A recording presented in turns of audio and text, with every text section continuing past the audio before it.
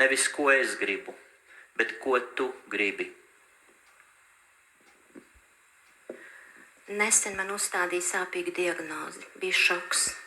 Taču es ticu, ka Dievs katru mūs ved pa vislabāko ceļu. Es katru dienu turpinu Jēzum teikt, Jēzu, es uzticos Tev. Es katru dienu apgalvoju, ka Kristus brūcēs es esmu dziedināta.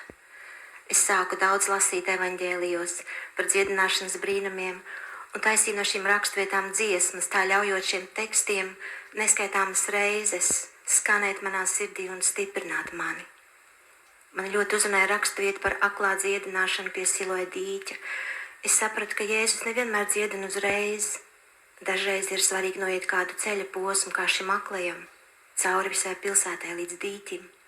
Es sapratu, cik svarīgs ir tieši šis ceļš kopā ar Jēzu un uzticēšanās Jēzus vārdam pat tad, kad vēl nav redzami nekādi brīnumi.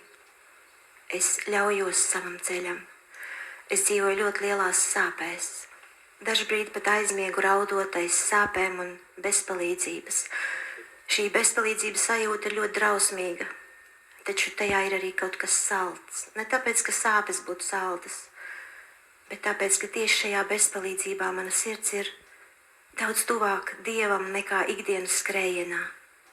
Es bieži aizmiegu piespiedus Jēzu pie sirds un sajūtu tādu mīlestību, siltumu un drošību. Nesen man uzrunāja rindiņa no pravieša Oseja. Tu atgriezīsies apsēsties manā pavēnī. Es pat apraudājos, tik ļoti personīgi te uztvēru.